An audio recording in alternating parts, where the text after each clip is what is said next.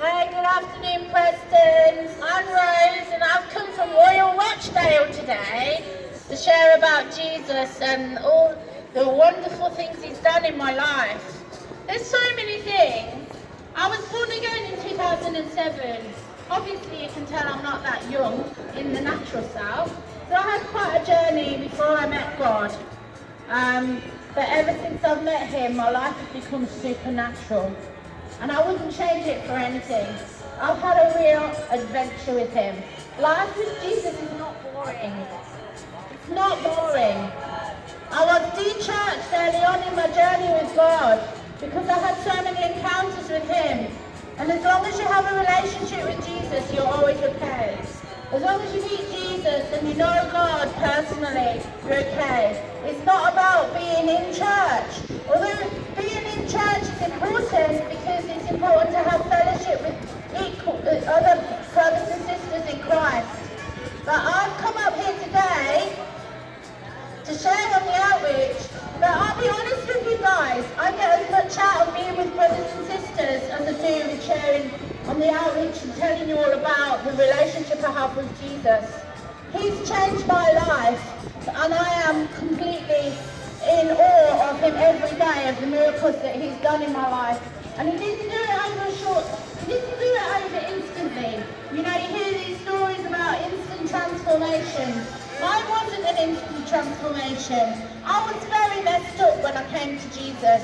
I'd gone through domestic violence by my children's father. I had 2 children, and born in wedlock, but it wasn't a godly marriage. It was more like a relationship with Satan, to be fair, because the guy that I was married to was a psychopath and a narcissist, and he was very, very cruel.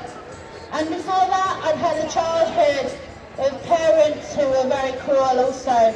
So I only knew abuse. That was what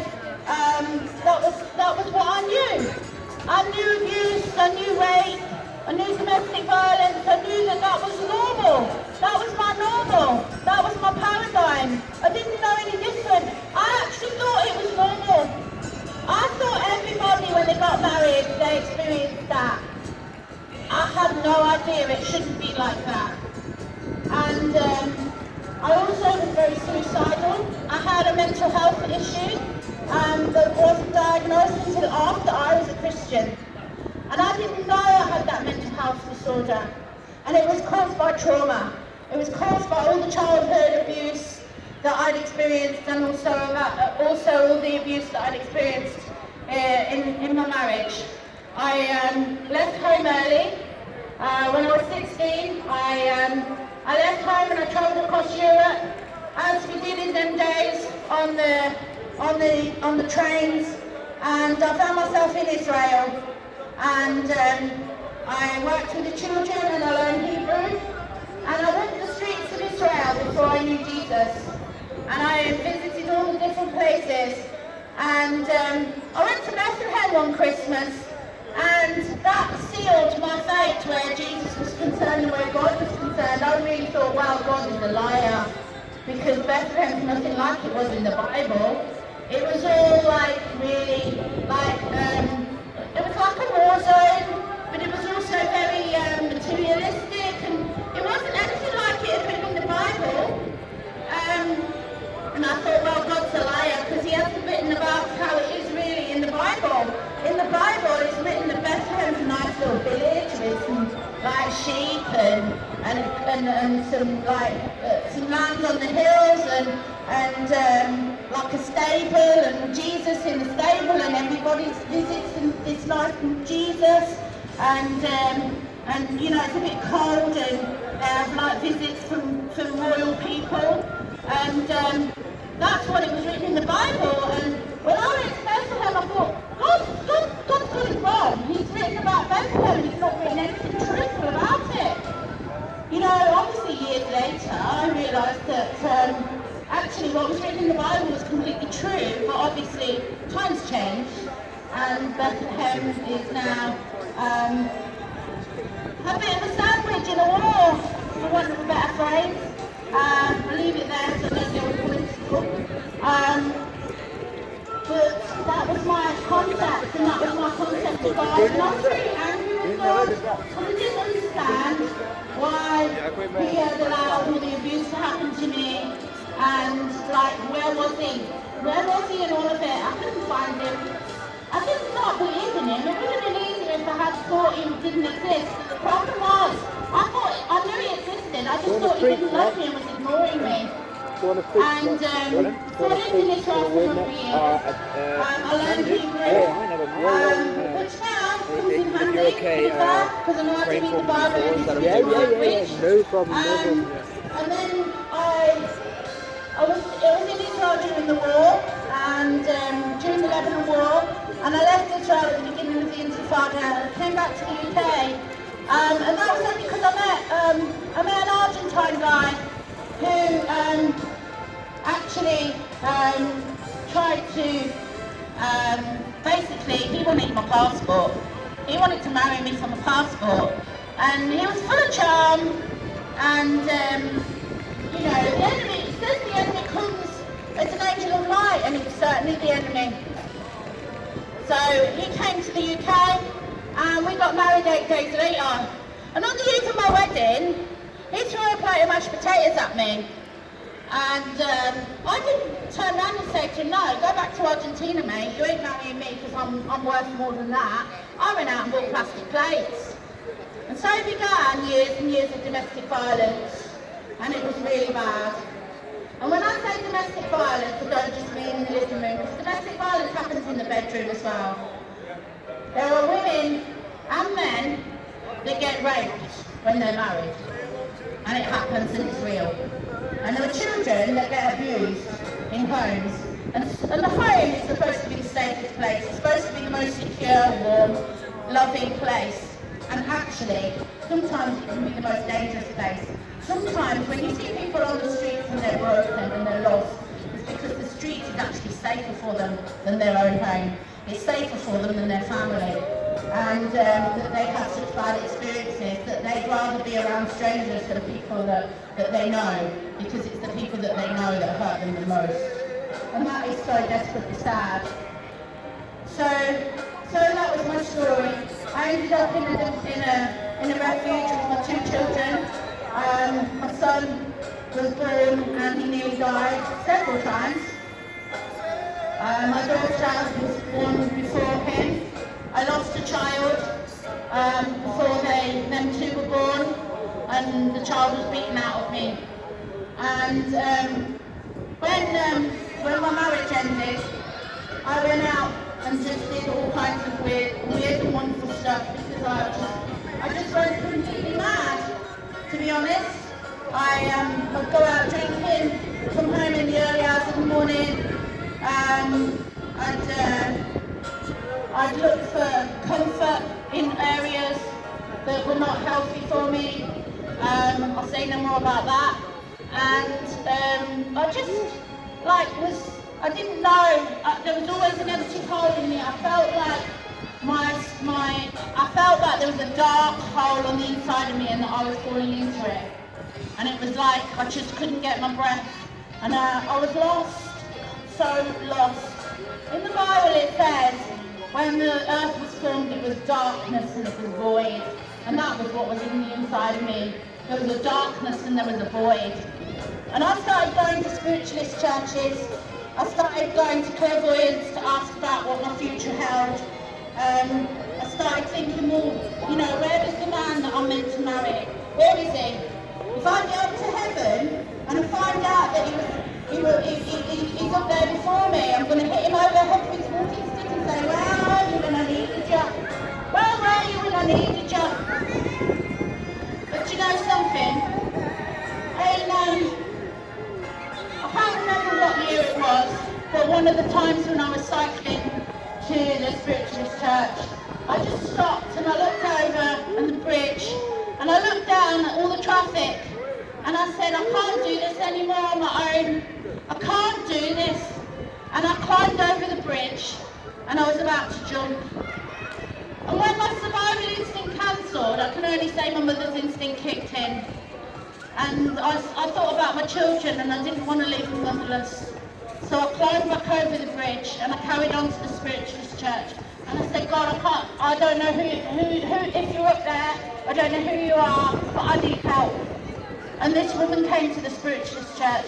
Now, she was a healer, but she wasn't a Christian healer, she was a hypnotherapist. But, you know, when God sends a boat, he sends a boat. And you just get in it, and it doesn't matter what shape the boat is. Because at the end of the day, if I hadn't met her, I wouldn't be alive to tell this story now, because I wouldn't have been alive long enough to meet Jesus. So I had some hypnotherapy, and that actually is more dangerous, because there's so many spiritual things that can get into you when you're actually broken. So that was really dangerous, actually. But it kept me going until I met Jesus. And then I thought, right, okay, I can't do this on my own anymore. So I started looking for ways out. Because I was always suicidal in the winter, and I was always manic in the summer. I'd do crazy things, absolutely crazy things. I'd spend ridiculous amounts of money.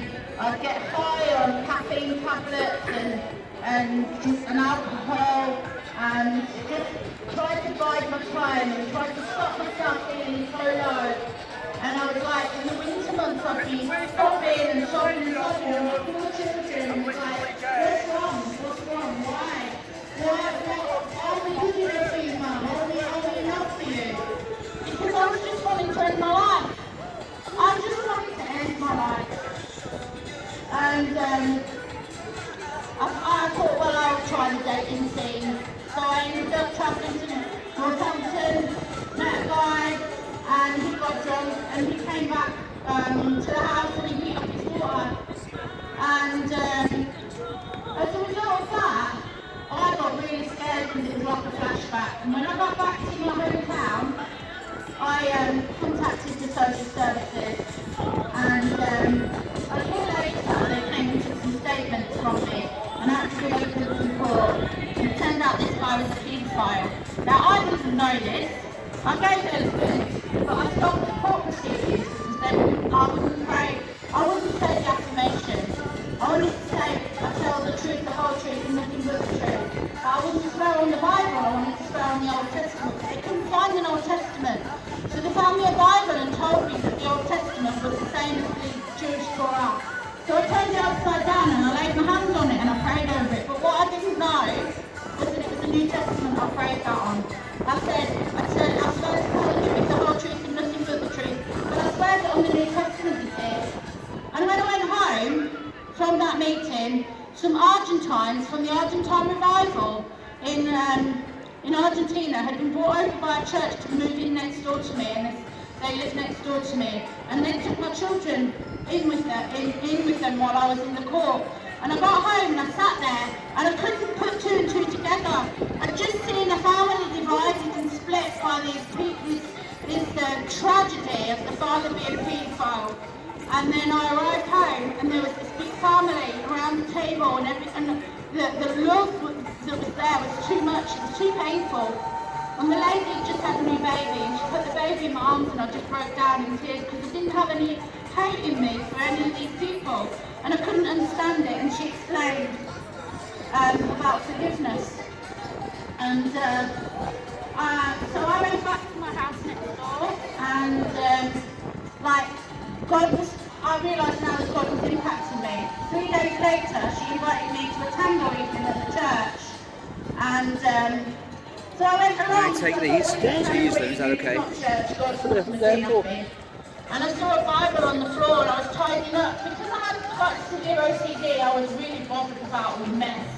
So I started putting the books back on the shelves, and there was a little Bible, and it fell open, and there was a tiny Bible, and the words of the Bible just jumped out, and they jumped into my stomach. And it was, ask and it will be given, seek and you will find, knock and the door will be opened, Matthew 7:7. And I said to the woman, what does that mean? And she said, Jesus is a gentleman. He's knocking on your door, but the handle's on the outside. You have a choice whether you open the door or not. He will not barge in. And I said, wow. I said, I don't know any gentlemen. I said, every man that's ever walked into my house has walked in, smashed the place up and walked out again. God? And she said, yeah. So I said conditional prayer. And I said, oh, I might as well give him a try. And I said to God, if you can find a man that God has for me, that man that you say in your Bible says, that which God has joined together, let no man put asunder. That one, who would be a miracle man for me. If you can find that man for me, I'll believe in you. If you can find that man who's going to love me like you loved me, supposedly, according to what you said in your Bible about 1 Corinthians 13, that one, the one that you have for me, the ribcage that I'm looking for, if you can find him, then I'll believe in you. And I heard God's quiet voice say, believe in me, and I will show you. And that was on the 7th of June, 2007. And ever since then, I've had arguments with God, because, you know, that changed my life. I gave my life to Christ that day. I don't regret it. It's been an adventure. It's been a wild, crazy adventure. If anybody tells you that being with Jesus is boring, then you've got the wrong Jesus. Because Jesus is exciting. He is the best thing that's ever happened to me. Best thing. Best thing. So, carrying on a bit on the story, right? So I meet Jesus that day, and he starts to turn my life around. And the very next day I wake up in the morning, and I don't feel afraid of dying. But the thing is, the beauty is, I don't want to die no more. And within a week I was eating. Because I had anorexia. And within a week he started to heal me. My healing journey with Jesus began because God is healer. His name is healer. And he starts to work, and he says in the Bible, when he starts to work, he is faithful to finish it. He will never leave you nor forsake you. Everything that he says is true, is yes and amen. And his promises to us are yes and amen. And he says that he forms us and he makes us in his image. And that journey of sanctification, you see, when you give your life to Christ, when you recognize that Jesus died on the cross for you, that his blood sinks into your wound and starts to heal you, then you recognize and you turn around to live for him. He is faithful. That is called the process of justification. You are justified. You are justified. You are sanctified. You are saved from hell and damnation, and the devil has to take his hands off of you. But sanctification is a journey. It doesn't happen instantly. It's a journey. It's a journey through life until we die. Right? And it doesn't always happen instantly. So my journey was slow. I met Jesus that day and he started to change my life. He changed my life by bringing things into order around me. I went to a different church. I got baptized in water. I have not had any good sexual experiences in my life. I've been raped in my marriage. Shortly after I got baptized, I met a Jehovah's Witness. I didn't know he wasn't a true Christian. I just thought, I don't want to be judgmental. I ended up in a relationship with temples that was out of wedlock, that was sin. It was sin. I had sex outside of marriage, right? And I was having a good time. And I thought, how is that a sin when I've been raped in my marriage and supposedly marriage is holy? But you see, when you have sex outside of marriage, it causes you to have soul ties with people that you're not meant to have soul ties with. Because we're one person and the two people are supposed to be one flesh. That's why Jesus says, thou shalt not. It isn't because he wants to control us, it's because he wants to protect us. He says one flesh. One flesh, like Adam and Eve, one flesh. So when you go and have relationships with other people outside of marriage, you're putting your flesh all over the place and people are getting broken. And it's like there's different strings and then you get a bit of you over here and a bit of you over there, and it's like you just become more broken. And I have not had the experience of God's mercy. When I've gone through the baptism water and I've done the forgiveness and I've done all the stuff that the Christian said you should do, I couldn't understand, why do I need to forgive people? They've always been horrible to me. Why have I got to forgive? But you see, when I sinned, when I had that relationship with that man, that was outside the wedlock that was not the man God had for me. I then experienced God's mercy. So I knew I had to be punished. And I didn't experience God's punishment. I then had an encounter with Jesus Christ. And I had a full encounter and I experienced His mercy. And that was 2010. Then I got involved with the ministry that came to the church, and I had a full-on encounter with Jesus Christ, and I started travelling with ministry and serving under a ministry called Shape the Nations that are now international, and they're an international healing ministry. And I've seen people get out of wheelchairs, I've seen blind eyes open, I've seen deaf ears healed, and I would not change a moment of it.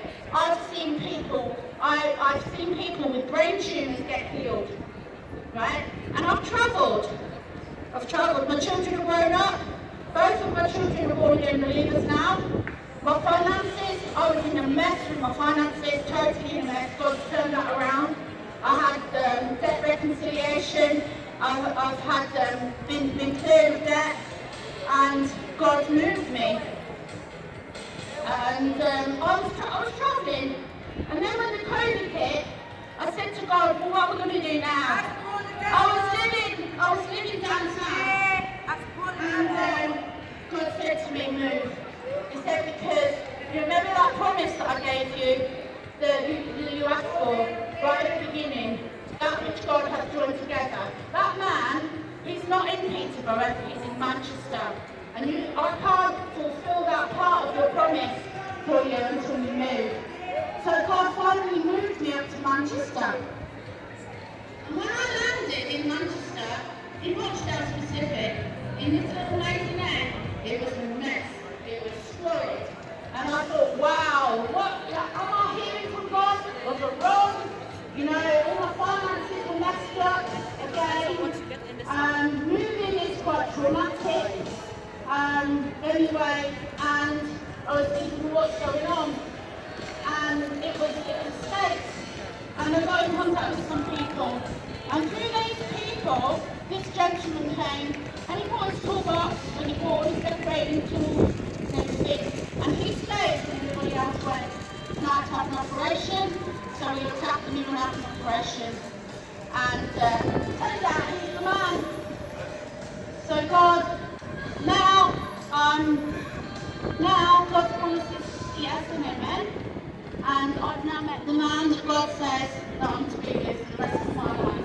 If I moved up north to meet him, it was worth it. Oh yeah, I'm another side, which is only the side, that, you know, when God said to you out here as well, that I was struggling with, right?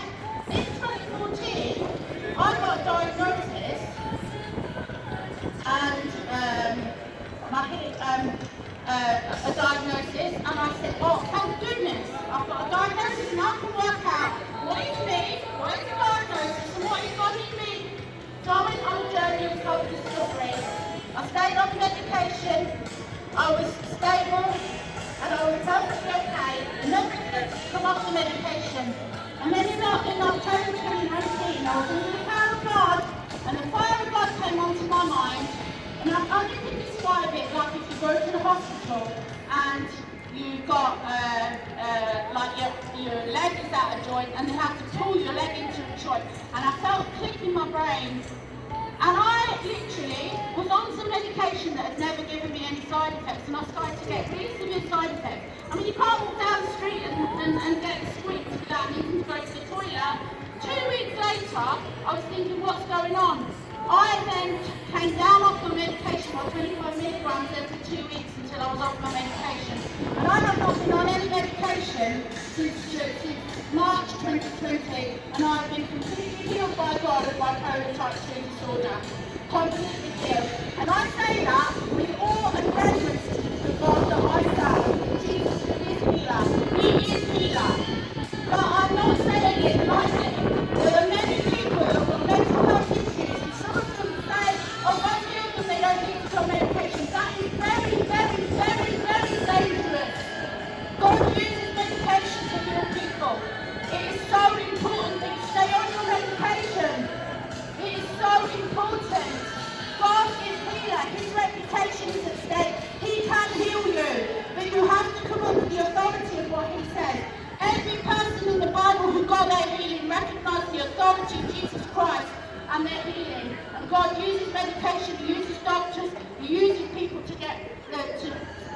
he uses healing. And mental health is no different from diabetes or any physical ailment. If you need medication, the doctor prescribes you medication, you should take the medication, and then God will honour that, and he will bring your healing to pass.